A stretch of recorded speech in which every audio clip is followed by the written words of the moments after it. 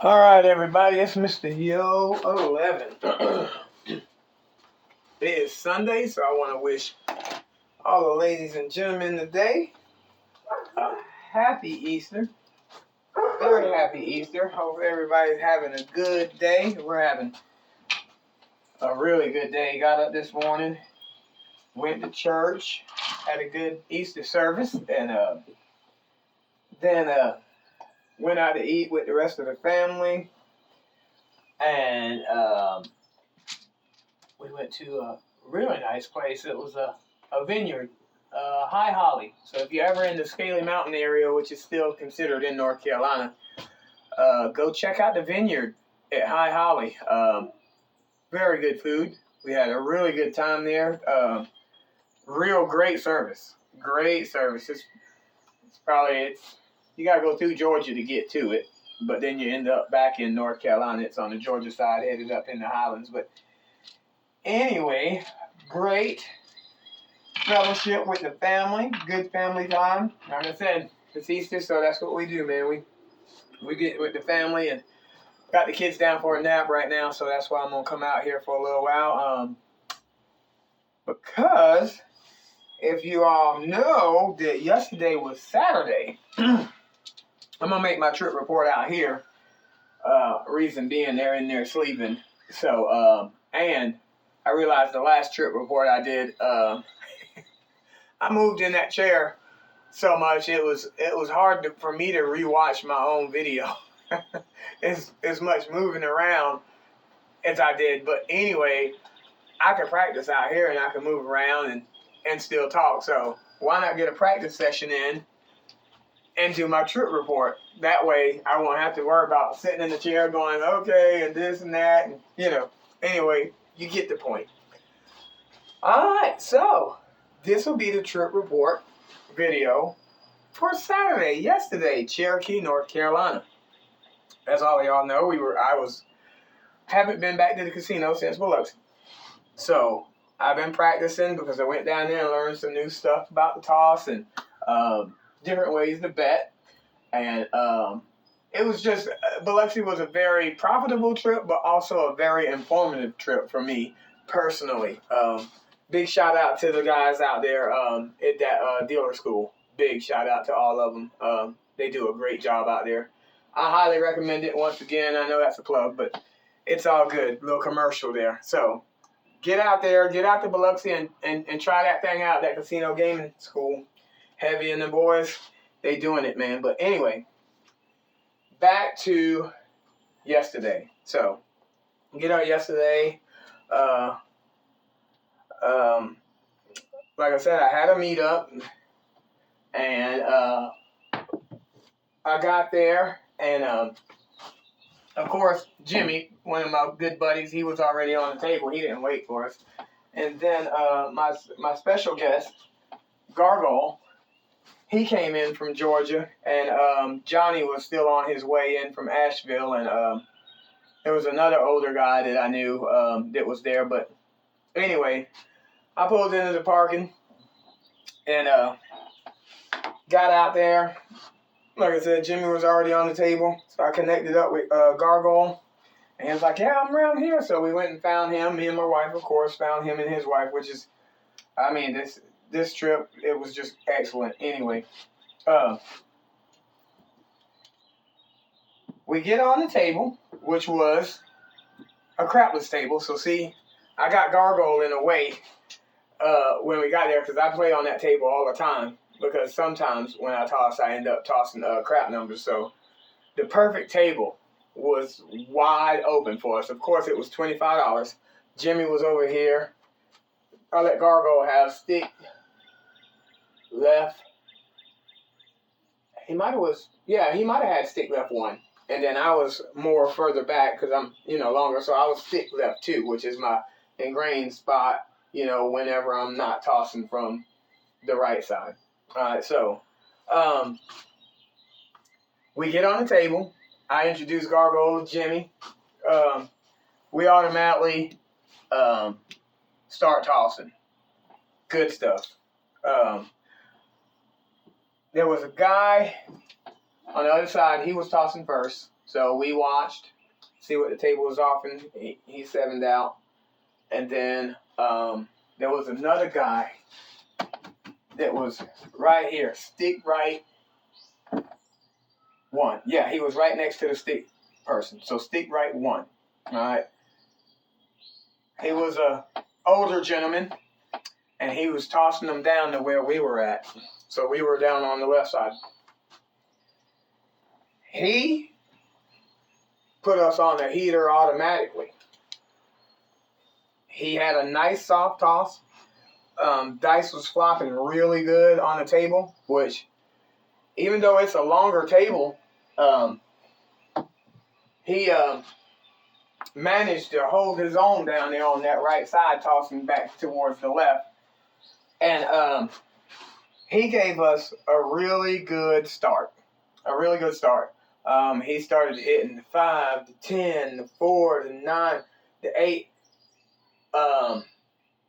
And I think the only thing that he was missing for the bonus was the 2 and the 12, I think.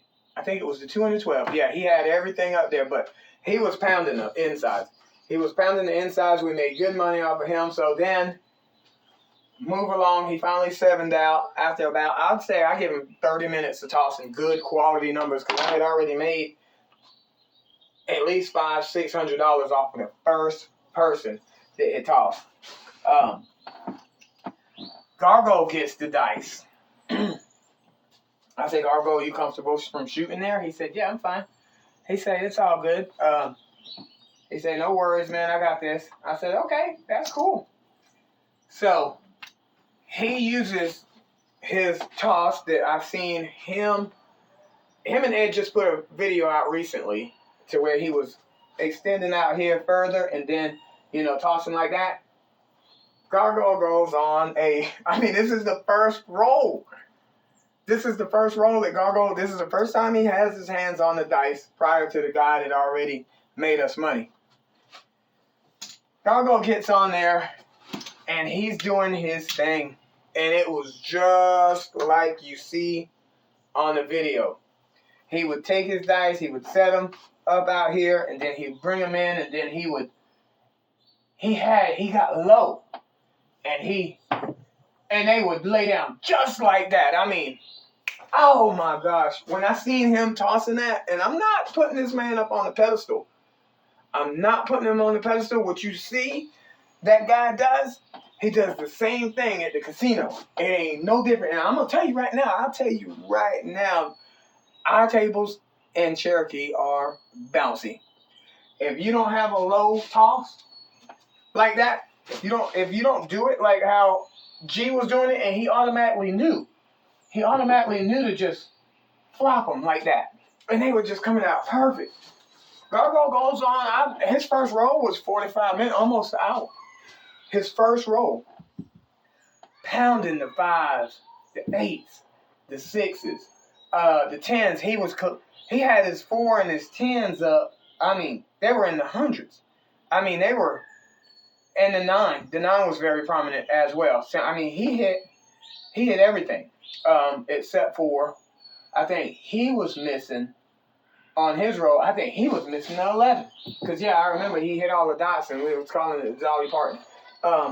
He was missing the 11, and there was another number on this side. It was it was 11 and another number. It might have was the 3, the ace deuce. Anyway, he goes on that rant. I mean, and everybody's making money, and he finally double pitches and he 7s out. It's a 4-3, which he knows what that is with his dice set. So finally, it's my turn. All right, so I'm fine shooting from the position I'm at. So with that being said, Garo's roll, we're up. We're already the older gentleman down here, and then Garo, and now it's my turn. So I'm already up, I don't know, $1,400 at least. Already up $1,400, and this is just the first session.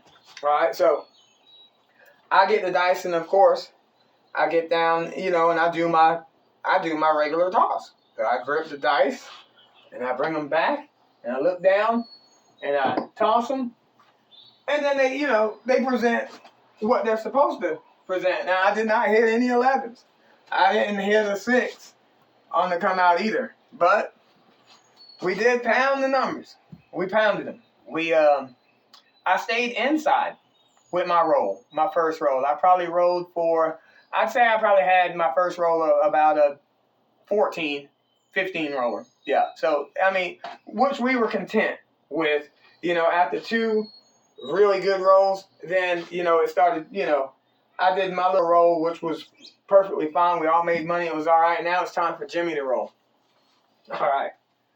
So Jimmy, he gets the dice. After I do my roll, 7 out. I think I needed the 11. I hit the 12. I needed another number. I think it was the 2. Yeah, it was the 2 and the 11 and the ace deuce. Yeah, so I missed three numbers from getting the bonus. Jimmy gets up there, and of course Jimmy, he's on the end. He's a straight out shooter, so he picks him up and he lofts them like that, and they land, and he's pounding it. This is our first session of the day, and we are dominating a crapless table. We are smoking it. We're smoking it. Jimmy probably goes on another 30-minute roll. This trip is going great so far. After Jimmy set 7s out, we immediately color up because we knew whenever you have like 1, 2, 3, and 4, that we're up. Well, I'm up 2,600 at that time. We're already up. So we color up, we push it in, and the good thing about it is that we had the dealers up every time. The dealers were on the bonus. The dealers had their hard ways. They had the table vibe from that guy on the here was positive. Garo was like, yeah, I like this. I like this. I was like, yeah, we're going to have a good time. So we were a little hungry because it was like 11 something when I got there, almost 12. Yeah, almost 12. So, that's around about lunchtime. So he was like, yeah, let's go walk around, high limit room, and let's find a little snack to eat because we had dinner reservations at about 5 o'clock at Ruth Chris, which is a good place to eat if you're ever in there. I think it's actually starting to become better than Brio. So another plug, Ruth Chris, the Hard Rock in Biloxi also has one, and that's a really go-to place to eat. We go down there and eat every time there as well, but we're starting to eat there now at Cherokee. Anyway, so we go over to the bowling alley to get a quick little fix, and they got it all set up real nice. So we go in there and we get some chicken wings, light stuff, and Gargoyle orders this hot dog. He orders a hot dog. He's like, yeah, I'm just going to get something small. Well, they bring this hot dog out, and it's about that big, and it's on a hoagie bun. He's like, holy crap. I'm not going to be able to eat dinner if I eat all this. So anyway, long story short, we have a great time in there. Me, my wife, him, and his wife. And we eat, and we get done eating, pay the bill or whatever, and then we go back out, and we're checking out some machines and stuff like that. And we go in. Did we go in the high limit room? Yeah, I think we went in the high limit. Yes, we went in the high limit room and walked around in there and played a couple slots in there. And then we made our way back around because Cherokee, that casino is big. So we walked around, looked at the gift shop, and did whatever. Just walked around, looked at the sports book. They put a smoking section in there now, so if you smoke, they got a section for you in there. But if you don't smoke and you walk by it, you're gonna immediately take a beeline away from it because when them doors open, all that stuff, it comes out there and it hits you. So when we walked by, it was like, whoa! So we turned and walked the other way. Anyway, we finally make our way back around, all the way around the casino, walking around playing a couple of machines every now and then, and just taking it slow because we got till 5 o'clock to our dinner. So at this time, I think it's probably about 3 something. Yeah, it's about 3 something. And we get back around the table, and my position's open, and another guy is right here, and he's tossing. And Johnny finally made it from Asheville, so he finally made it. I was like, where's Jimmy at? He's like, he wasn't here when I got here. So I'm pretty sure Jimmy stayed on that table instead of coloring up and leaving when me and Garo did. He stayed on that table. And we know what happens when you stay on a table. You don't color up and you don't leave, they're going to get you. So all that being said, Johnny's here now. So Johnny's one of my good older friends from Asheville. He comes in. I introduced him to Gargoyle, and, we're all sitting here chilling, just watching this one guy that was in stick left 1 position toss the dice. And he's just taking them, and he's picking them up, and he's just like that right there. Hard 4, So, all right. We already got chips, so we ain't had to worry about no cash, slinging no cash out. So we had chips, so all we had to do if we wanted to jump in on the roll, I just threw a $500 chip out there and said, give me 4 through 10, or whatever. So the older gentleman, he keeps on, just lightly tossing. I mean, perfect.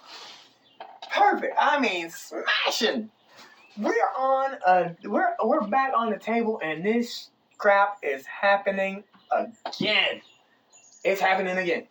All right, so we got our bets out there. Gargo put his on out there, and we're all on this guy's roll, and he probably rolls, I'd say 15 more times before he sevens out after we came on the table. We came in on the end of it. As soon as we got there, matter of fact, before we even put any chips down, he had just rolled the daggum 2 and hit the bonus. And me and Gargo looked at each other and Gargo was like, dang, I just missed that. Nah, don't worry about it. Screw it. So, the guy goes on a good little roll. We make some more money. I'd say I probably made another $500. So, he finally sevens out. I get on there, and I do my thing again. And, I'm tossing, having a good time. We're chit-chatting. Johnny's talking with Gargoyle. I'm talking. We're all down here talking, and I'm tossing. Of course, we got the dealers up on everything. We got the dealers across. We got the dealers on the hard way. So once again, we're making sure that this table is going to be legit. They're going to be on our side. It don't matter if somebody holds it up down there. They're going to, all right, let's do this, whatever, get us back the dice so we can keep on rolling, because they know us. So I keep on rolling, and I go on another good, decent roll. We're having a great time. I mean, I go on a good roll. And the funny part is that I'm hitting all the numbers. I think my point was 6. I'm hitting everything else. And had a really good roll. I mean, 12, 2, still didn't hit no 11. And, but I'm hitting everything else. And, I finally 7 out, never hit that dang 6. But I hit everything else except for the daggone 6 and 11. Which is fine, because we're making money. I said, Gargoyle, you fine right there? Gargoyle's on this because I'm in my position. And I'm doing what I'm doing. And Gargoyle, he did his toss like this early. I'm going to tell you something. Once again, I'm not putting nobody on the pedestal. When you see something and you know that it's that this is good information, it's okay for you to say something about good stuff. And what happened this weekend was good stuff. So I said, Gargoyle's on the end down here. He's where Jimmy was at. Johnny's over here. And Gargoyle's on the end. I'm like, okay, you're okay to shoot from there? He's like, I'm all right. So, mind you now, I'm right here. This spot's open, and Gargoyle's right here, and Johnny's right here. Gargoyle, I said, you okay from shooting right there? Now, we're on a 12-footer. Maybe, yeah, I'm going to say it was 12 foot. Yeah, it was a 12-foot table. Because the other one, they got a smaller one right across the way, and it's shorter. I think that's a 10-foot table. And he's like, yeah, I'm fine. I'm like, you sure? He's like, yeah, I'm fine. I'm going to use a toss called Dice Magic. I'm like, okay, whatever. I'm like, and he's like, yeah, I'm fine. So I said, okay, well, cool. So I load up. He loads up. Okay? He takes the dice and he does he gave the props the Howard rock and roller. He gave the props. He said, I'm gonna use ice magic. And he takes the dice and he tosses them. And they don't do like that did, because I'm not used to shooting from like that. But they did what they were supposed to do. Like this. Okay? They did that from all the way down there. And he was like, man, this is good. I'm like, man, those are actually some good shots. So Gargoyle is he is doing his dice magic. Now here comes some other people now, they're starting to get on the table, and Gargoyle is rolling the dice. And remember, I'm right here. There's a space open right here, and then there's, Gargoyle right here, and then Johnny. So Gargoyle's doing his thing. I mean, he's killing it. He's killing it with this dice magic toss from the end. I've never seen it done. I've seen people shoot from the end, but they go like this right here. They pick up the dice and they go like this. Like that. And they fling them like that. But he was doing some other dice. Long story short, Gargoyle goes on 3 stick changes. 3.5 stick change roll. There was even incidents in this hour-plus roll that Gargoyle goes on to where I'm standing right here, and then everybody's starting to look, because I mean they're looking at our chip racks, and we went and we're on the second row now, so we're full up here, and now we're on the back side. We're filling this here up, and everybody's starting to come around, and there's this one guy. He starts standing there, and he's like, "You mind if I get in right there?" I'm like, "No, he's shooting." And then Gargoyle's like, "No, I'm shooting right now."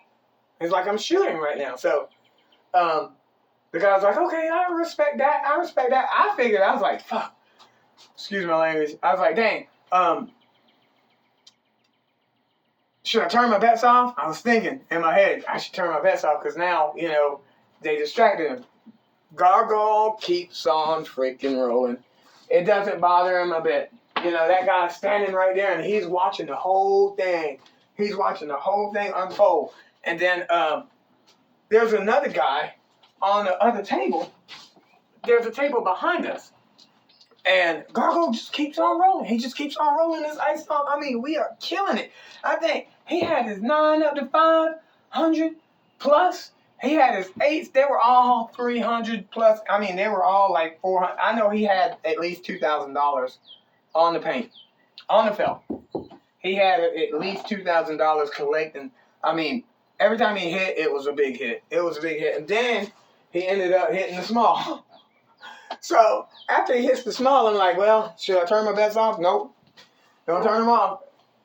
A guy bumps into Gargoyle. I'm like, what the heck is going on here? And Gargoyle's like, excuse me, sir, man, I'm shooting. So I was like, okay, here we go. I'm like, but I still didn't turn my bets off. Gargoyle keeps on freaking tossing this magic thing. This 9 was hit so many times. He just kept hitting the 9. 5-4. 5-4. From the end, 5-4. Every time he tossed it, 5-4. 5-4. I was like, oh my gosh, I've never seen, Gargoyle hit 5 9s back to back to back. Wait, 2 more to back. 1 more to back. He hit 5 nines in a row. In a row from the end of a dang 12-foot table. And he was holding the dice way back here. And one thing that we noticed when I was rolling was that I was right here. Now on this 12-foot table, because I play on this table a lot, he's right. They're bringing these curves in. I know this is getting a little long, but I'm sorry. I'm just giving y'all information. They're bringing these in a lot curvier. So the straight, you probably got about this much straight on your craps tables now. Because, I mean, they're curving. They are bringing this right here, it don't exist. This shit right here, nope, it don't exist. It's about right here. That turn is way in now, so it's weird. Anyway, when I was tossing, I would hit the table, and there was a spot, probably about this big, right here. One dice would go this way, and the other one would fly off the table. I mean, it was gone. It was gone. So I was like, wait a minute. I was like, can y'all stop that? You know, picking with the boss and stuff, you know, so the pit boss and all the guys is like, you're not tossing it hard. I said, I don't know what's right there. So, you know, when I was tossing, I hit it, and that time would go bing. One dice would stay on, the other one. I did that 3 times and still hitting 7 out. After that, I even switched dice. I did that 3 times on that table. Garo from the end, he did it 1 time. He hit that because I try to keep a certain spot, but sometimes you miss it. And Garo, when he tossed that ice magic toss, he hit the same spot that I did on one of his tosses. One dice went over here, the other dice flew off the freaking table. Same dice, he said. Same dice. We had no negativity on this table at all. Even when the dice ran off the table, nobody turned their bets off. Everybody just stayed focused. The game kept going. They brought the dice back in. I say, I'm in the system. Gargo say, I'm in. This is good. We made sure we was in the system because this was a multiplier trip as well. I usually go during the multipliers because I'm gonna get that. I'm gonna get them tier credits so that when I go to Vegas or Tahoe or wherever, Laughlin, the next trip, they gonna fly me out there for $90. It don't matter. So they're gonna put me in the highest room. That don't matter. But with that being said, Gargo has 2 tosses that I got to see in person. The one that he does from here, and he gets down low on it, and he does that. That shit works. And then he showed me another one from a totally different position on the table, and he held them back like that right there, and then and they did what they did. You know, they don't do no shit like that, but I ain't practicing there, but I don't practice that toss, but the roll Gargoyle had was a money-making roll. When his roll was over, we didn't have a choice but to give Johnny a chance to toss. And, I mean, so it was the old guy, then my roll. Then we're two racks full now. We're good. We're good. I don't care. So, Johnny, you could go ahead and roll. So, we let Johnny roll out of respect to him being, you know, a guy that I roll with regular.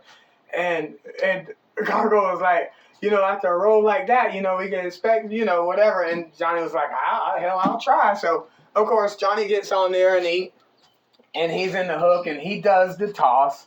I think Uncle Mel does a toss like that. And it's like, it's a underhanded toss. But his dice don't do no shit like this right here either. When he does it, they go plop, plop. And it's fine. But Johnny's been playing craps for a long time. He's an older gentleman. I only hang out with older people. In case y'all haven't noticed, I don't hang out with people my age or younger. I'm an old soul. But with that being said, Johnny goes on about a 5 roller and then he 7s out. And what do? We take our chips. We're coloring up. We're out of here, boys and girls. So, Saturday, 2 sessions tops. We didn't need to play no more. We didn't need to worry about it. I'm up big. Garo was up on like almost $7,000. You know, profitable trip. I mean, they even brought the chip guy in. We had it when Garo was rolling. It started clearing. We seen the dust bunnies. We got to see the dust bunnies. And here's the guy come in, and Garo was like, yep, I'm on the heater. I said, don't even think about what you're on right now. And here they are. They're standing there, and they got $52,000 in chips to freaking, count out and all this shit and whatever. But they did their little thing, and Garo stayed consistent. And we had an epic trip. We went to dinner after coloring up. Very happy. We had a great dinner, and we came back around after dinner, and just conversating and enjoying each other's time, and it was just positive. Everything was positive, but I knew to do that to Gargoyle because when we was in Biloxi, I wasn't getting him on that other table that had that don't pass because there's some people in there, and I know Gargoyle. I was on the table with him before, and that some gun was like, nope, give me my chips. And I'm like, damn, I don't want to move tables. If I pick a table, so I made sure that I picked the crapless table that I'm used to playing on, and besides, Johnny and Jimmy already had it locked in, and they knew I was coming anyway, so it was perfect that our positions were open both times. I don't know, we were going to dinner 5, we came back, and of course this spot wasn't open, but he had a different toss for another spot, which I never seen live action. Live action trip report, a very good trip report. The results were epic. We both walked away with a lot of money in our pockets. Our wives were very happy. They ate good too. Before we were going to dinner, we were, after we had done our roll and we went to dinner, we stopped at a machine because we had like maybe 15 minutes. And we were just standing there, and my wife and his wife was playing a machine, and I'm standing there like this right here. I'm behind my wife, and this lady's behind me. She's like, shut up, man. I turn around. I'm like, ma'am, are you okay? And I'm like, oh, you. I said, wow, $13,000 jackpot. She hit the grand off $1.88 bet. It just sat down at the machine. Put a $20 bill in the machine, stuck it in there, pressed it twice, and hit the freaking grand for over $13,000. And she was like, shut up. I was like, no, you can talk. I said, you need to talk. I said, you need to realize that this just happened, and you are $13,000 richer. Go ahead and take or you have $13,000 more in your pocket now. So just go ahead and take this moment. Everybody starts coming around. I'm like, hopefully the dang security gets over here, and she got up from her machine and tried to say, I said, sit back down. I said, don't you let nobody else sit there. I said, even though they got cameras, don't ever get up out of your seat. You sit there and you wait until they get there. I said, calm down. It's okay. So we got to see somebody hit a really big jackpot there. There was a lot of people hitting jackpots. I'm not into them slot machines, so it don't matter. My wife won a couple $100, and his wife hit a couple, bonuses and $100 or whatever. So all in all, a very positive trip, like I said earlier.